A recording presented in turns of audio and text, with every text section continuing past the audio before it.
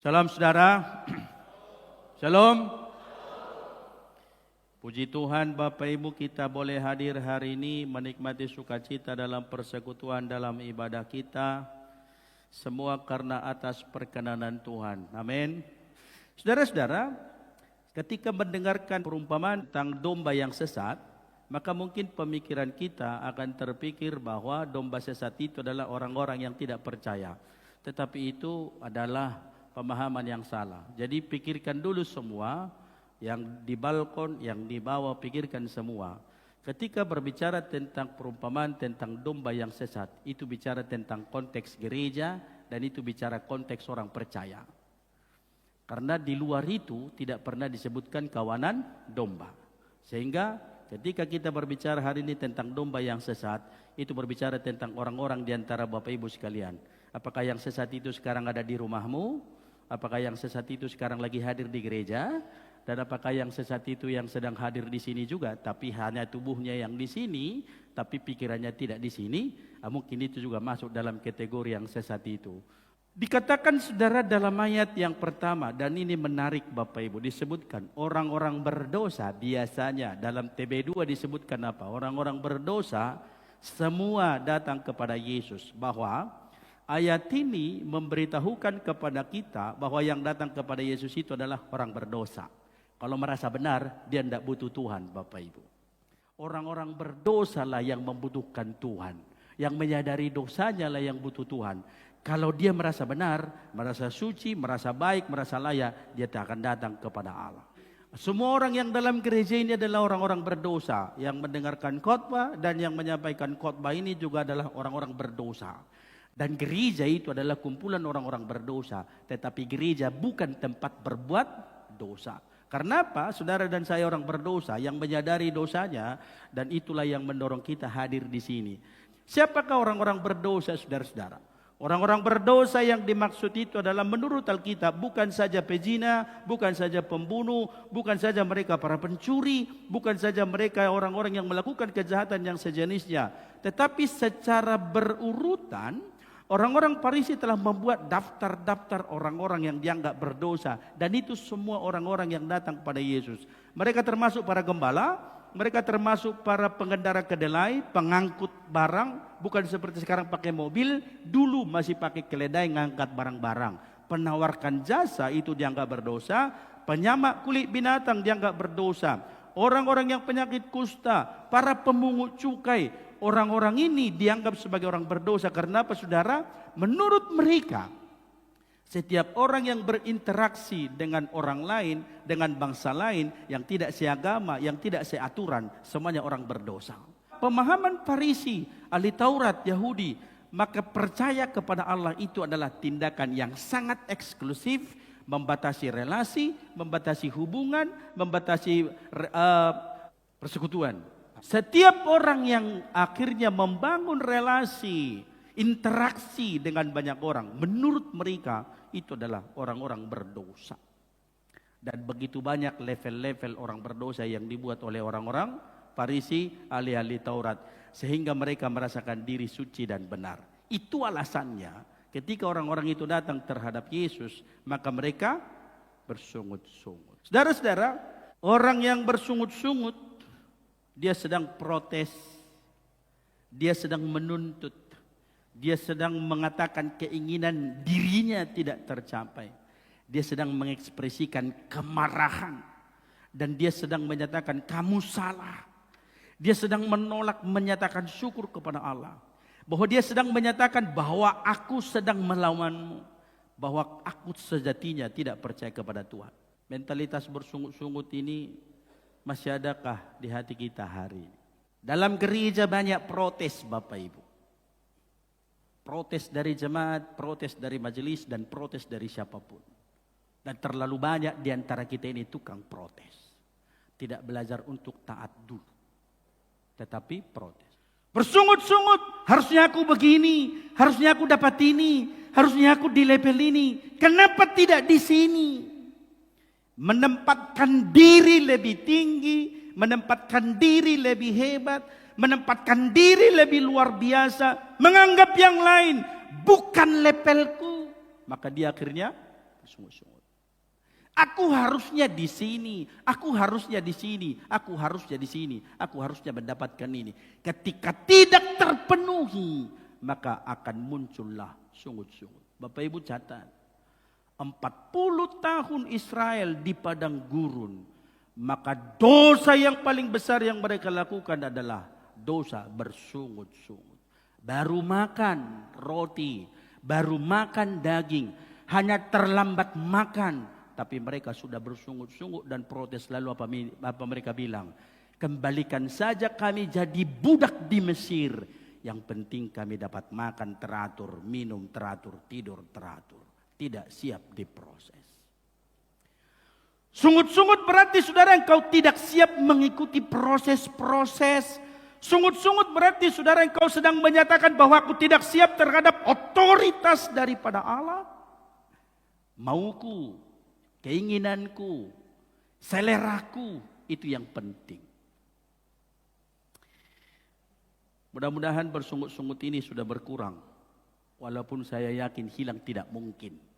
Karena selama daging menutupi, selama kulit menutupi daging dan daging menutupi tulang, keinginan itu tidak akan pernah terselesaikan. Tetapi bagianmu adalah kita siap diproses oleh Tuhan. Amin saudara. Dalam banyak hal kita lihatlah banyak sungut-sungut, banyak protes, banyak tuntutan apa. Sebut secara sederhana, sekilas saja. Sekilas saja. Kalau ada cara makan-makan di gereja Bapak Ibu. Kalau nanti dibikin saksang, disungut-sungutin, ada yang tidak makan saksang. Kalau nanti dibikin cuma nasi goreng, kok cuma nasi goreng sekelas Wesley sih, masa makanan nasi goreng pendeta? Kalau cuma bikin bihun nanti, masa kita cuma makan bihun gereja segede ini? Banyak tuntutan Bapak Ibu, banyak protes, banyak keinginan. Tapi pertanyaan sederhana sebagai perenungan, yang protes itu ngasih apa? Yang protes itu memberi apa? Yang protes itu melakukan apa? Ahli-ahli Taurat, orang-orang Farisi, mereka protes, mereka bersungut-sungut, mereka menyatakan bahwa Yesus itu salah. Mereka menuntut saudara. Harusnya Yesus bersikap, jangan dekati orang berdosa. Mereka marah karena Yesus mengasihi orang berdosa. Mereka melawan otoritas Tuhan yang duduk bersama, yang makan bersama. Saudara, tradisi makan dalam tradisi Yahudi adalah tradisi penerimaan yang utuh. Tradisi makan, kalau duduk bersama sambil makan, kita tidak ada perbedaan. Kita tidak ada jarak. Aku menerimamu apa adanya. Aku menerimamu seutuhnya. Maka bayangkan, Yesus makan bersama-sama dengan orang berdosa. Dan Yesus menerima mereka semua apa adanya. Tidak ada batasan. Lalu Yesus ada di situ, Yesus makan dengan bersama-sama dengan mereka. Bagi kita orang Batak, tradisi ini juga baik saudara. Maka dibuatlah para raja-raja perhata selalu mengatakan apa? Kalau mau bicara sesuatu, makan dulu. Kalau mengambil keputusan besar, makan dulu. Maka Bapak Ibu majelis kalau mau rapat, makan dulu. Jangan rapat kalau lapar. Mau orang masyalangan di rohata, masyalangan di roha. Maka tak ada keputusan yang terbaik. Maka kasih makan dulu. Orang Batak bilang apa? Diginjang isi panganod do makatai. Nah, muncullah pepatah-pepatah, jolon ninang-nang asa ninung-nung, jolon yalang asa disukun. Karena kalau ditanya dulu dalam rangka apa makan, enggak jadi makan nanti. Tapi kasih makan dulu. Kalau sudah dimakan baru kita bicara. Maka jawaban-jawaban dari sebelah adalah manulupi nauli. Bari talas ni roha bari tanading kado. Imay do sabaribaon. Baru sabaribaon ni do ko banulu pinauli ma raja nami. Dos maruhata. Ay gorang ay laut dos ni roha si benda saut. Itu bahasa Koreanya. Maka makan dulu. Bayangkan saudara, Yesus duduk makan bersama-sama dengan mereka. Ada pertemuan, ada penerimaan. Dan itu yang tak bisa dilakukan orang-orang Farisi. Mereka menganggap bahwa Yesus sebagai seorang pengajar Alkitab yang mesti menghargai kehormatannya seharusnya tidak bergaul dengan orang-orang berdosa, eksklusif, terbatas buat kita-kita saja. Dan kalau gereja ini menjadi gereja yang eksklusif, Bapak Ibu, ingatlah gereja ini bukanlah gereja yang dirindukan oleh Tuhan. Tapi gereja ini harus terbuka terhadap siapapun. Amin. Pelayanan gereja ini pun tak boleh memilih-milih hanya melayani orang-orang kaya. Ya Pak Pendeta. Semua juga sama. orang miskin, orang kaya, merasa miskin, bahkan merasa kaya pun sama, perlu dilayani. Karena tidak ada pengkotak-kotakan itu dalam gereja. Sejatinya kita ini semua kalau dibilang kaya, semuanya kita kaya. Bilang amin Bapak Ibu. Tapi kalau mau dibilang miskin, semuanya juga kita ini miskin. Lalu kekayaan kita apa? Karena Kristuslah yang bekerja di dalamnya. Lalu nilai seseorang adalah karena nilai dalam dirinya ada Tuhan, dalam dirinya ada Kristus, dan itu kekayaan yang luar biasa.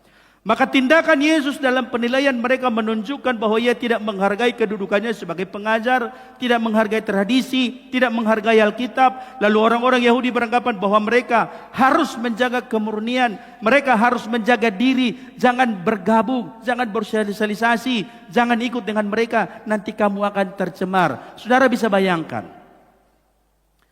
jika Tuhan menilai dari kerajaannya, jika Tuhan memandang dari kerajaannya, lalu hanya melihat tanpa dia datang ke dunia, kira-kira bisa bayangkan enggak Bapak Ibu, kita ini mau jadi apa? Kalau dia bergaul dengan manusia, dengan orang berdosa, lalu tercemarlah dia dalam seluruh kemurnian, kekudusan dan kasihnya, bisa bayangkan enggak saudara, bahwa kita ini akan jadi apa? Tetapi dia tidak akan tercemar oleh apapun. Dia tidak tercemar oleh karena dia bergaul dengan orang-orang berdosa. Justru yang terjadi ketika orang berdosa datang kepada dia, orang berdosa itu akan disucikan dan dimurnikan. Ada amin saudara? Perempuan yang pendarahan 12 tahun ketika menyentuh jubah Yesus, dia menjadi orang yang disembuhkan. Lalu dia menjadi bersih.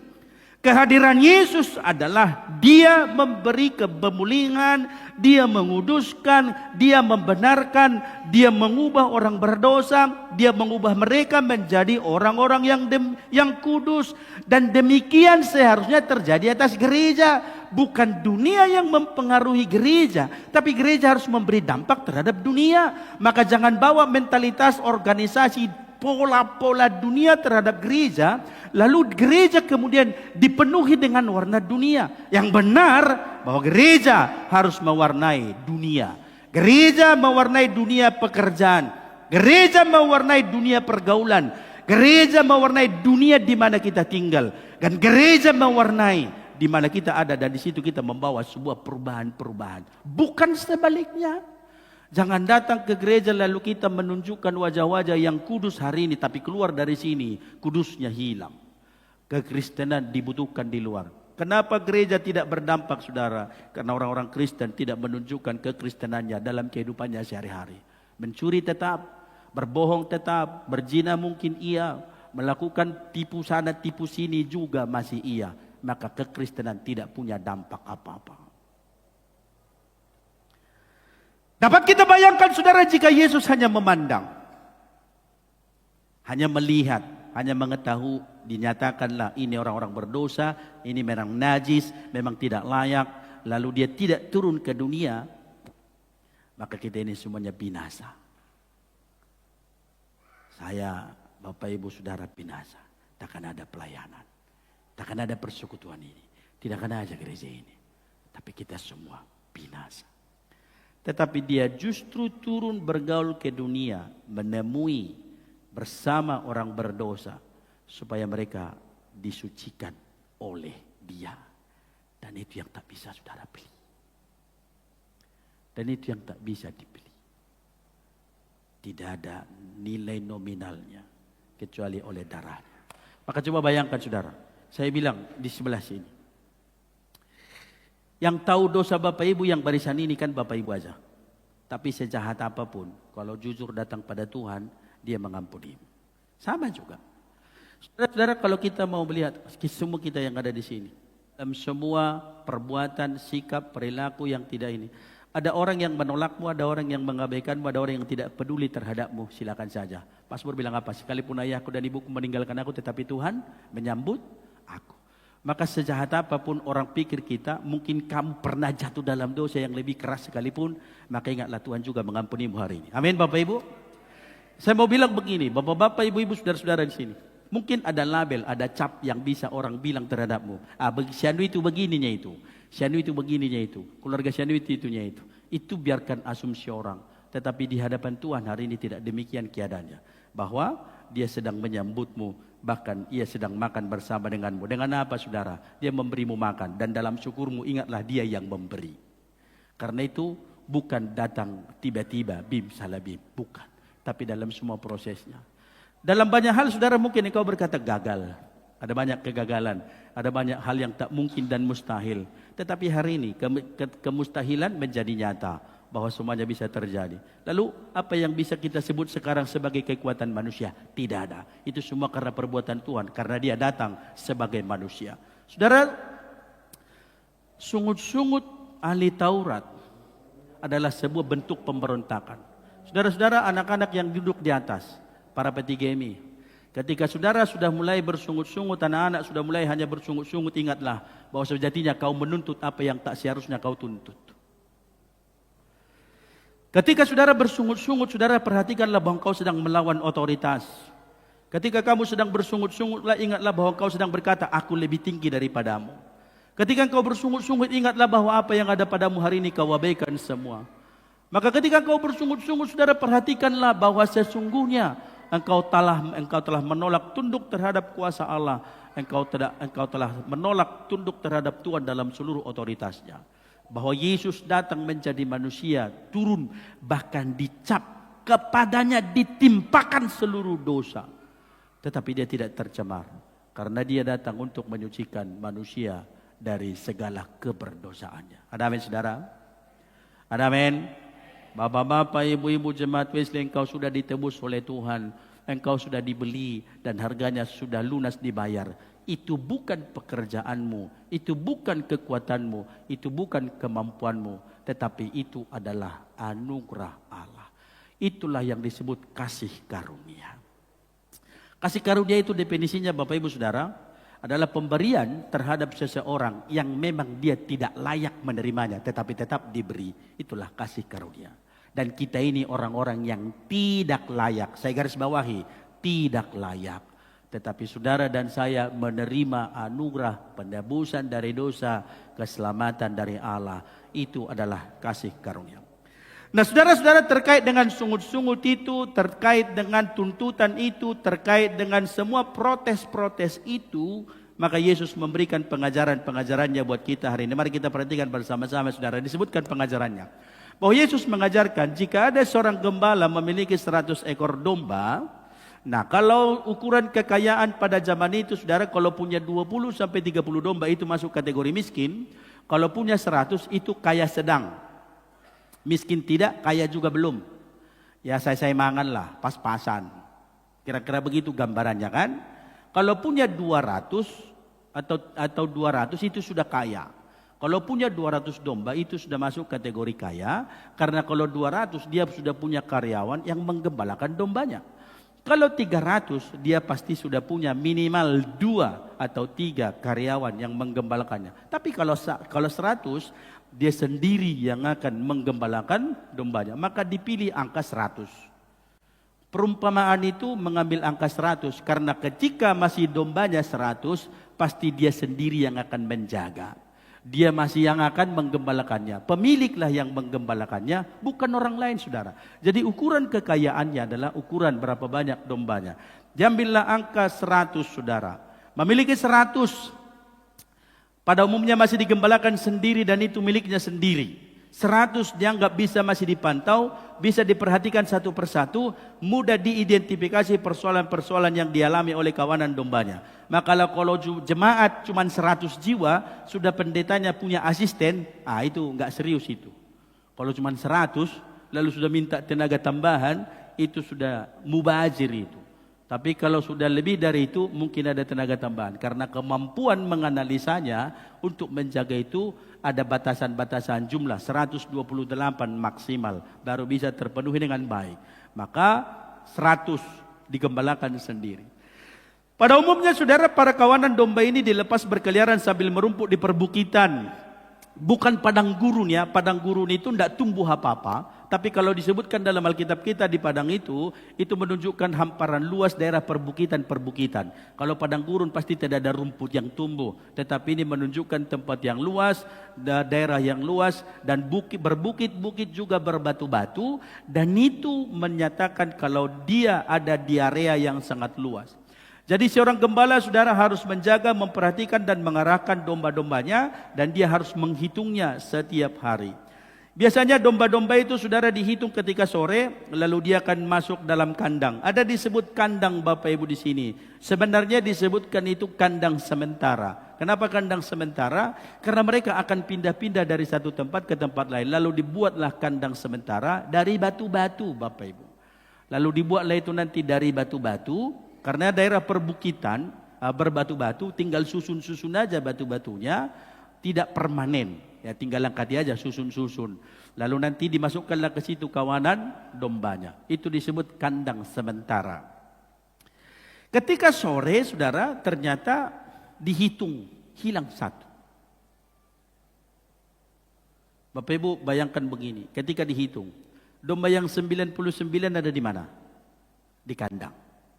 Jangan anggap bahwa domba itu berkeliaran ya. Tapi dia masuk ke kandang. Lalu ketika sudah dihitung malam-malam, 1, 2, 3, baru 99. Yang ke 100 tidak kelihatan. Maka ditinggalkanlah ini dalam keadaan di mana? Di kandang Bapak Ibu. Jangan bayangkan dia diabaikan ya. Jangan biarkan aja ini. Nanti hitung-hitungannya, ini kan tidak masuk akal ini. Masa 99 lalu tinggalkan 1? Pastikan dulu yang 99 ini sudah aman Bapak Ibu. Baru dia cari yang 1. Pola pikirnya dihitunglah 99, hilang 1. Cuma 1 ini, biarinlah. Bukan. Yang 99 ekor itu ditinggalkan di dalam kandang yang sudah dibangun. Lalu dia pergi mencari yang 1. Bapak Ibu dalam pelayanan nanti jangan pula ini menjadi debat kusir di rapat majelis. Lalu Bapak Ibu juga bilang nanti, cuma 1, biarkanlah. Bukan. Tapi pastikan juga jemaat yang lain itu sudah terlayani dengan baik. Lalu yang 1 ini, layanilah dengan melebih daripada yang 99 ini. Lebih daripada itu, lebih daripada mereka. Karena ini sedang tersesat, ini sedang lari. Saudara-saudara, maka gembala itu akan mencarinya, mencari dan mencari. Dia akan berjuang, menelusuri jalan, menelusuri area, di mana kemungkinan dia terhilang, di mana dia kemungkinan tersesat, bahwa dia terus mencari dan dia terus mencari, dia tidak menyerah sampai akhirnya dia menemukannya. Menarik Bapak Ibu. Alkitab mencatat bahwa ketika domba yang 1 itu sudah ditemukan, perhatikan, dia tidak dibawa ke kandang, tapi dibawa pulang ke rumah. Yang 1. Dibawanya pulang ke rumah, lalu digendongnya. Secara visualisasi gambarnya Bapak Ibu, saya pilih gambar ini, menggambarkan bahwa begitulah cara Yesus ketika dia sudah menemukan dombanya yang hilang. Kenapa domba ini tidak dibawa ke kandang, tetapi justru dibawa pulang ke rumah? Kandang itu domba-domba yang sehat Bapak Ibu. Tetapi ketika dia sudah tersesat, konon katanya Bapak Ibu, domba itu ketakutan, kakinya gemetar, tidak bisa berdiri dan tidak bisa berjalan. Dia mengalami guncangan ketika dia terpisah dari kawanannya. Ketika domba itu terpisah dari kawanannya, dia mengalami guncangan. Ketika dia terpisah dari kawanannya, dia merasakan ketakutan, dia merasakan sesuatu yang akhirnya membuat dia terguncang. Maka dia harus diperlakukan istimewa, maka dia diperlakukan dengan luar biasa, maka dia digendongnya, lalu dia dibawa pulang ke rumah. Bapak Ibu saya bawakan begini. Sayalah orang yang sesat, sayalah orang berdosa, lalu Tuhan sedang mencari saya, ditemukanlah saya. Bukankah dosa itu telah membuat saya terguncang? Bukankah dosa telah membuat Bapak Ibu terpisah dari komunitas? Bukankah dosa itu telah membuat Bapak Ibu begitu merasakan kepedihan, penderitaan, sakit yang luar biasa? Bukankah dosa telah mencabik-cabik perasaan kita? Dan saudara membutuhkan pemulihan, lalu dibawalah ke rumah. Maka dibawa pulang ke rumah, tujuannya supaya saudara mengalami pemulihan. Katakan amin saudara. Bahwa domba itu dibawa pulang, ada sebuah sukacita dari kehilangan, lalu dia temukan, ada ekspresi, ada sebuah ungkapan, ada sebuah pernyataan kebahagiaan, ada sebuah pernyataan sukacita luar biasa. Lalu dia memanggil tetangga-tetangganya, dia kasih tahu, "Hei tetangga-tetangga, saudara-saudara, perhatikan, dombaku yang hilang sudah kutemukan, dia sehat. Dia sekarang sudah mengalami pemulihan, maka dia harus dibawa ke rumah supaya dia mengalami pemulihan. Dan saudara supaya mendapat pemulihan, kembali kepada Tuhan, bukan tempat lain. Dan hanya di dalam dia, saudara, ada pemulihan. Di luar itu tidak. Pemulihan batin, pemulihan relasi, pemulihan rohani, pemulihan hubungan dengan Tuhan, dengan sesama, dengan siapapun. Pemulihan dari dosa hanya terjadi ketika saudara tunduk pada Kristus dan taat pada Dia. Di luar itu tidak ada pemulihan, maka dibawa pulang ke rumah.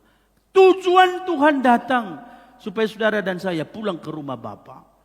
Tujuan Tuhan datang supaya orang-orang yang disesatkan oleh dosa kembali dan dipulihkan, relasinya terjalin, relasinya terbangun kemudian. Di mana saudara? Di rumah Tuhan. Maka di gereja ini harusnya saudara dan saya, semua orang jemaat ini, pulih satu dengan yang lain. Tidak ada pengkotak-kotakan, tidak ada perbeda-bedaan, tidak ada permusuhan, tidak ada hal-hal lain. Kalau tidak, maka gereja ini tidak lebih dari seperti kuburan atau peti mati yang bagus, yang kita bangun luas, yang tidak ada relasi satu dengan yang lain. Peti mati bisa mahal Bapak Ibu. Ada yang 5 juta, ada yang 10 juta, ada yang 100 juta, mungkin ratusan juta. Tetapi kalau tidak ada kehidupan, apakah itu tidak disebut seperti peti mati? Di peti mati mau 100 juta tetaplah jenazah. Maka jangan buat gereja seperti peti mati yang tidak mengalami pertumbuhan, tidak mengalami proses, tidak mengalami kegerakan, tidak mengalami perkembangan, atau bangga dengan pernyataan dari dulu kami begitu. Saudara-saudara, itu sedang merujuk bahwa saudara sedang menarik pengalaman tahun 67 ke tahun 2025. Lalu Bapak Ibu memaksa anak-anak ini sekarang, dulu kami begini, dulu kami begini, dulu kami begini, dulu kami begini. Itu pengalaman tahun 67, itu pengalaman tahun 2000, sekarang sudah 2025. Lalu kita tarik sekarang anak-anak ke tahun 2000 itu, ke tahun 67, lalu kita sedang berbicara tentang maju.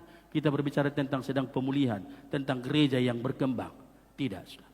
Dengan pola sikap cara berpikir yang demikian, maka mungkin kita sedang berpikir mau menenggelamkan gereja ini ke masa lalu. Bukan membuatnya bertumbuh dan berkembang. Bukan membuatnya maju. Bukan membuatnya mencapai apa yang menjadi tujuan Tuhan di dalam. Bersukacitalah bersama-sama dengan aku, kata gembala, sebab dombaku yang hilang itu telah kutemukan. Bukankah kita bersukacita ketika mereka yang berdosa, ketika mereka yang hilang kembali kepada Tuhan dan kembali kepada Allah? Bukankah kita bersukacita ketika dia yang kita tahu melakukan segala kejahatan, menyadari dosanya dan kembali kepada jalan yang benar? Bukankah itu yang diinginkan oleh Tuhan? Bukankah itu tujuan bergereja? Bukankah itu tujuan kita belajar firman? Bukankah itu tujuan kita untuk boleh merenungkan seluruh kebenaran? Dan saya tidak rindu Bapak Ibu khotbah ini menyenangkan telinga dan pikiran Bapak Ibu. Dengar YouTube pengkhotbah hebat lebih banyak. Tetapi dirindukan firman Tuhan menjamah hati kita semua. Sebab itu yang diinginkan oleh Allah. Amin saudara? Dibawanya pulang ke rumah. Saya sudah sering bilang Bapak Ibu. Setiap bulan saya pasti ke Jambi. Kadang-kadang didampingi ibu. Kadang-kadang lebih sering didampingi sekarang. Tapi kalau saya sedang pergi sendirian, perjalanan pergi, pelayanan itu saya lakukan sukacita luar biasa. Saya bilang saya tidak pernah berani bilang kalau saya capek, karena saya berpikir Tuhan terus memberi kekuatan dan itu saya aminkan. Tapi dari semua perjalanan pelayanan, saya paling suka perjalanan pulang ke rumah. Karena apa? Di luar tidak semua orang menghargai saya. Walaupun saya DS, para hamba Tuhan belum tentu semua menghargai saya. Di luar belum tentu orang menghargai perjuangan saya. Mau bagaimanapun perjalanan saya Palembang Jambi, Jambi Muara Bungo, Jambi Sarolangun, Jambu apapun itu, tidak semua orang. Bahkan ada banyak orang yang mencurigai saya sering pulang ke rumah mertua saya. Karena mertua saya di Jambi. Karena mertua aku di Jambi. Perjalanan saya selama di Jambi dengan semua yang saya pikirkan tentang gereja, tentang pelayanan. Berapa banyak yang mengenai? Tidak semua. 1-2 iya. Tapi kalau aku pulang ke rumah, saya yakin istriku, anak-anakku menerima aku apa adanya. Mereka senang ketika saya datang ke rumah. Dan disitulah lelahku semua terbayarkan. Ketika istriku ini datang, sudah pulang kau sayangku? Sudah, senang saya. Ketika anak-anak saya menyambut saya, apakah di rumah kami tidak ada masalah? Banyak, tetapi kami harus memulihkan satu dengan yang lain dalam semua prosesnya. Bagaimanapun saya di rumah bukan DS Tomuan Simarmata, tetapi saya suaminya, saya bapaknya, saya temannya. Mohon maaf Bapak Ibu, kalau saya keluar rumah, saya harus pastikan tampilan saya cantik, rapi, dan bagus. Kalau di rumah, enggak. Kadang-kadang enggak pakai baju juga, dan itu enggak masalah juga buat mereka. Saya cuma pakai celana pendek. Karena apa? Seluruh keberadaan saya, itu bagian yang luar biasa. Dan berarti seluruh keberadaanmu, tak perlu munafik di hadapan Tuhan, engkau diterima. Maka pemulihan yang terbaik di mana saudara? Di rumah. Dan di gereja ini harusnya, itu pun terjadi. Semua kita terima. Semua kita sambut. Tidak ada yang boleh terabaikan. Semuanya terlayani. Dan semua kita ada dalam pemulihan di rumah Tuhan. Amin saudara. Amy Wesley. Ketika spirit itu yang ada. Ketika spirit itu yang saudara pahami. Ketika spirit itu yang saudara pelihara dan aminkan. Maka saya percaya saudara gereja ini betul-betul menjadi gereja yang menjangkau dan yang memenangkan. Dan orang akan rindu datang ke sini. Bahkan spirit Wesley itu terus bekerja. Terus bekerja, terus bekerja. Terjadi kegerakan. Tuhan perkari gereja ini. Nah saudara-saudara begini. Harus kita pahami bahwa perumpamaan ini bercerita tentang kita hari ini. Banyak orang-orang percaya yang tersesat. Dan ini juga berbicara tentang jemaat, orang Kristen, orang percaya. Tadi di awal saya sudah bilang. Ini bukan berbicara tentang non-Kristen. Tidak berbicara tentang orang yang tidak percaya Tuhan. Tetapi ini berbicara tentang orang-orang yang percaya kepada Tuhan. Tetapi yang telah menyimpang dari panggilannya menjadi orang percaya. Ada pergeseran, ada pergeseran. Pertanyaannya mengapa seekor domba bisa tersesat? Oleh karena mereka cari makanan di padang rumput saudara yang luas. Perhatiannya fokusnya tertuju kepada rumput yang hijau. Selesai dari satu tempat pindah ke tempat lain. Selesai dari satu tempat ke tempat lain. Fokus pada tujuan makan, akhirnya dia lupa dengan saudara-saudara yang lain. Fokus pada keinginan, maka dia akhirnya membuat terlepas dan terpisah dari kawanan yang lain. Maka ketika dia telah selesai dari satu tempat, dia berangkat ke tempat yang lain. Dia berangkat ke tempat yang lain. Dan itulah yang secara perlahan-lahan membuatnya terpisah. Kalau kita berkata begini, mengapa seseorang bisa tersesat saudara? Fokusnya yang tidak, yang akhirnya pada soal dirinya, soal keinginannya. Tidak lagi mengingat Tuhan, tidak lagi mengingat Allah. Lalu kenapa orang bisa tersesat? Saudara, ada dua alasan. Pertama, mengapa orang Kristen, orang percaya bisa tersesat? Pertama, karena mereka tidak mengerti firman. Lalu yang kedua, karena mereka belum mengalami kuasa firman. Bagaimana mereka bisa berkata bahwa mereka tidak mengalami kuasa firman? Mungkin mereka tidak belajar firman. Maka perlu kita seperti cell group, sharing, khotbah hari Minggu, khotbah kaum bapak, khotbah usinda, khotbah PW, khotbah P3Mi. Semuanya apa saudara? Kita berbicara tentang kita belajar firman Tuhan supaya ada yang kita ketahui. Amin saudara? Maka salah satu tugas kewajiban jemaat GMI adalah apa? Setiap membaca firman Tuhan setiap hari. Amin? Itu bagian yang tak bisa terpisahkan dari kehidupan kita. Lalu kita boleh banyak orang Kristen yang tidak mengerti firman, tidak berakar dalam firman, lalu dia tidak hidup dalam firman. Maka hidupnya adalah kompromi. Tak apa-apa, tidak apa-apa, tidak apa-apa, tidak apa-apa. Lalu masuklah kepada dosa, apa yang disebut dengan dosa maklum. Kalau terlambat dimaklumi, kalau ini dimaklumi, kalau ini dimaklumi. Ingat, ketika saudara sampai kepada tahap semua dimaklumi, maka itu adalah jembatan terbesar yang kita buka ruang untuk orang tersesat. Karena kita tidak ada lagi penegasan akan kebenaran. Mereka tidak mengerti firman. Dan itu sebabnya kalau tidak mengerti, kita gali firman supaya kita mengetahui, kita bisa mengalami, dan firman itu supaya kita tidak tersesat. Lalu bagaimana kita bisa mengalami kuasa firman saudara? Praktekkan. Tidak akan mungkin firman Tuhan punya kuasa kalau saudara tidak mempraktekkannya. Kalau bapak ibu ke dokter, dikasih resep, dikasih obat, lalu dokter buat resep. Sembuh enggak bapak ibu hanya baca resep? Tahu resepnya 3 kali sehari. dimakan sebelum sesudah makan. Kalau saudara tidak makan obatnya, sembuh tak? Tidak. Tapi sebaliknya, lalu dokter misalnya kasihlah resep, tebuslah ke dokter, sudah dibuat aturan 3 kali sehari, 2 kali sehari, 1 kali 1 hari. Lalu obat itu obat siapa? Obatmu toh? Obatku kan? Obat kita. Daripada kita pikir malas sekali 3 kali sehari makan, langsung kau telan semua sekali makan. Sembuh apa sembuh? Yang ada innalillahi Bapak Ibu. Tidak bisa makan sekaligus. Maka jangan pikir juga baca sekaligus langsung selesai. Bukan. Alkitab tidak untuk dihafal-hafal Bapak Ibu. Tapi Alkitab untuk dipahami dan untuk dilakukan. Bagaimana kemudian firman Tuhan bisa berkuasa atasmu kalau tidak melakukannya? Maka saya bilang, tidak jarang dalam gereja banyak orang berdiskusi tentang Tuhan, tapi terbatas orang melakukan firman. Yang berkuasa ketika kita melakukannya. Bagaimana supaya firman bisa berkuasa? Lakukan. Bagaimana supaya bisa firman memberikan dampaknya? Kerjakan.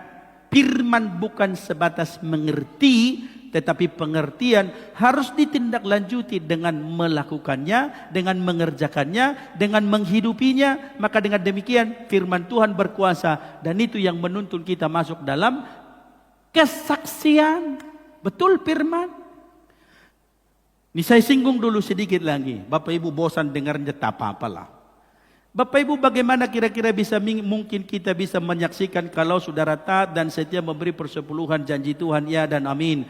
Bahwa dia membukakan tingkap-tingkap langit dan mencurahkan berkat sampai berkelimpahan. Amin. Tapi hitungan logikanya, sayanglah gajiku 10 juta, aku kasih 1 juta. Fokusnya terhadap apa? 1 juta. Bapak-bapak, ibu-ibu ini kan gajinya puluhan juta ini. Belum lagi hasil sawit, hasil apa, hasil segala macam. Kalau kasih 1/10-nya. Kalau gajinya 50 juta, persepuluhannya berapa? Berapa? 5 juta. Ah, pinter. Tahu rupanya. Lalu janji Tuhan datang, apa namanya dibilang? Ujilah aku. Bahasa Inggrisnya itu, Pak Bonar, ujunihamuau. Kalau ujunihamuau, tuntut kalian aku. Kalau saya terjemahkan bahasa Bataknya disebutkan apa? Ujunihamuau. Saya coba pelajari, cuma dalam kitab Maliaki bahasa Batak yang ujuni itu dipakai, yang lain tidak. Artinya apa? Tuntut saya. Kalau kamu setia memberikan persembahan persepuluhanmu, maka aku akan membukakan tingkap-tingkap langit dan mencurahkan berkat sampai berkelimpahan. Berkelimpahan Bapak Ibu, bilang amin dulu. Bukan cuma aku akan memberimu berkat, itu sudah diberi, tapi berkat berkelimpahan. Tapi bagaimana itu mungkin kau alami kalau kau tidak taat memberi perpuluhan? Tak mungkin. Tidak mungkin. Tak akan ada kesaksian musuali itu karena apa? Kamu tidak taat melakukannya. Taat aja mengerjakannya. Tidak usah dulu sibuk. Kenapa sering kali gini? Saya punya 10. Dalam yang 10 ini punya Tuhan 1. Punya aku berapa? 9. Tapi sibuk kali kita nengok yang 1 ini. Lalu kita lupa kita punya 9. Yang 1 ini kita hitung-hitung terus. Yang 9 punya kita sepertinya lebih kecil daripada yang 1. Ketika gajinya 1 juta kasih 100 ribu gampang. Ketika gajinya 5 juta kasih 500 masih oke. Lalu ketika sudah nyampe belasan juta, 20 juta, masih 20 juta rasanya berat. Ketika ditanya, kenapa? Aduh agak berat Pak ngasihnya. Lalu ketika dulu gajinya kecil, mau. Iya sih. Kalau begitu kita berdoa, gajimu balik lagi 1 juta. Mau? Supaya kau setia memberikannya? Tentu tidak. Bukankah dengan semakin bertambah-tambahnya berkat Tuhan yang kau terima, bahwa itu dipenuhinya janji Tuhan bahwa kau dapat berkelimpahan? Amin saudara? Amin. Nah, bulan ini tadi warta bilang hari ini kita akan memberikan persepuluhan, sudah waktunya. Maka saya sudah khotbah, siapkanlah perpuluhannya. Mungkin alasannya tidak bawa duit, transfer juga bisa. Rekening gereja kan ada toh, di buletin juga ada. Itu tidak alasan, lakukan aja. Bilang amin. Yang belum aja, kalau yang sudah tunggu bulan depan lagi. Yang sudah puji Tuhan. Karena aku tengok buletin minggu kemarin baru kasih 14. Karena dihitung-hitungan saya, Jemaat Gemi Wesley ini 170 kakak, 170-an. Kalau UMR Palembang 450 ribu, rata-rata 45, maka per bulan kalian kurang lebih 47 juta setiap bulan. Itu angka minimalnya. Nah kalau itu tidak terjadi, berarti belum melakukan firman. Mungkin kita masih orang-orang yang sesat itu. Kan nggak mau kan dibilang sesat? Bukan sesat karena ajaran sesat, bukan. Sesat lari dari panggilan Tuhan. Ini bagian kecil Bapak Ibu. Kalau sudah memberi perpuluhan juga, belum jadi apa-apa juga. Bukan berarti kalau sudah memberikan perpuluhan lalu yang lain itu semua sudah luar biasa. Enggak, itu bagian kecil.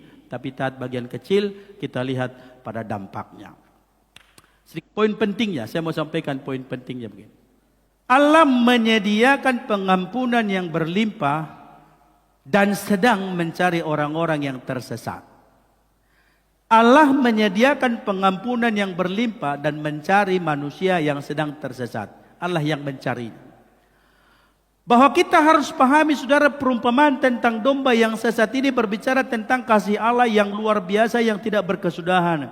Sekalipun kita telah jauh, telah menyimpang, tapi dia selalu mencari dan mencari. Walaupun sudah sangat jauh, ia tetap mencari. Allah tetap mencari.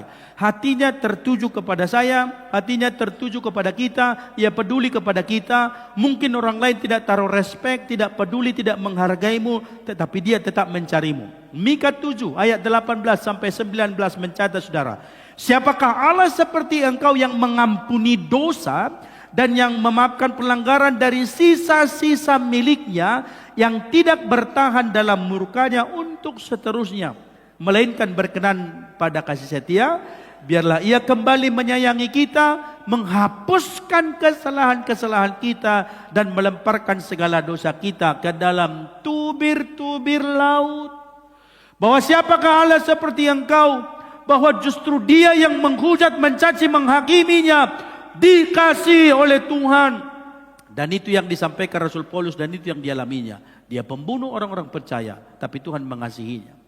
Yesaya pasal 55 ayat 7 berkata saudara, baiklah orang fasik meninggalkan jalannya, orang jahat meninggalkan rancangannya, baiklah ia kembali kepada Tuhan, maka dia akan mengasihaninya. Dan kepada Allah kita, sebab ia memberi pengampunan dengan limpahnya. Ingat saudara, pengampunan dengan limpahnya.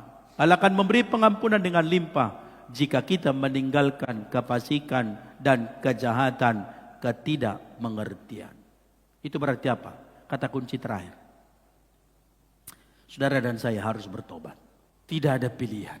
Tidak ada plan B. Tidak ada jalan pintas saudara.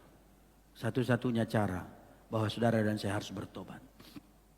Ayat 7 kita baca bersama-sama. Demikian juga akan ada sukacita di sorga karena satu orang berdosa yang bertobat, lebih daripada sukacita karena 99 orang benar yang tidak memerlukan pertobatan. Kita harus bertobat, mengubah cara, mengubah pola. Bertobat dari bahasa Yunaninya metanoia, itu berasal dari dua kata, meta dan noia. Meta itu soal hati, noia soal pola pikir. Maka kita harus mengalami perubahan di hati dan di watak, pola dan cara. Perubahan nyata secara pola, perubahan nyata secara hati yang kita wujudkan dalam tindakan sehari-hari. Dan itu yang membuat surga bersukacita. Tidak ada pilihan selain bertobat, berubah. Cara lama, pola lama, sikap lama, bersungut-sungut tinggalkan, bersungut-sungut abaikan, tetapi belajar taat, ubah pola, ubah cara, ubah sikap. Berhenti bersungut-sungut saudara, ubahlah dengan cara bagaimana kamu bisa bersyukur di hadapan Tuhan. Yang bisa mengalahkan sungut-sungutmu adalah rasa syukurmu di hadapan Tuhan. Nyatakanlah syukur dan bersyukur kepada Allah. Pahami firman itu dan lakukan. Di situ dia akan mengubah, memperbaharui, mengubah, memperbaiki pola, cara, sikap dan perilaku kita. Ubahlah hidup, ubahlah seluruh perilaku. Karena saya percaya saudara, di situ letaknya Tuhan sedang mengasihani kita. 2 Petrus pasal 3 ayat 9. Tuhan tidak lalai menepati janjinya, sekalipun ada orang yang menganggapnya sebagai kelalaian. tetapi ia sabar terhadap kamu. Ingat saudara, dalam seluruh keberdosaan, dalam seluruh pemberontakan, dalam ketidaktaatan, ia sabar terhadap kamu. Ia masih sabar menunggu kita. Ia masih menunggu supaya saudara dan saya mengalami perubahan-perubahan. Karena apa saudara? Karena ia menghendaki supaya jangan ada yang binasa. Karena ia menghendaki supaya saudara dan saya, supaya jemaat ini dan keluarga kita tidak ada yang binasa, melainkan supaya semua berbalik dan bertobat. Semua berbalik dan bertobat. Dan Allah sangat bermurah hati, ia sangat sabar, dan ia menanti saudara dan saya kembali kepada Allah. Engkau tahu hatimu, engkau tahu kejahatanmu, engkau tahu pelanggaranmu, dan engkau tahu apa yang tersembunyi di hatimu. Tuhan menginginkanmu hari ini bertobat. Karena apa saudara? Demi itu, ketika kamu datang bertobat, bayangkanlah sorga bersukacita karenanya. Jiwamu itu dalam seluruh pemulihannya membuat sorga bersukacita, membuat malaikat-malaikat bersukacita. Tidak ada yang lebih berharga selain daripada kembali kepada Allah.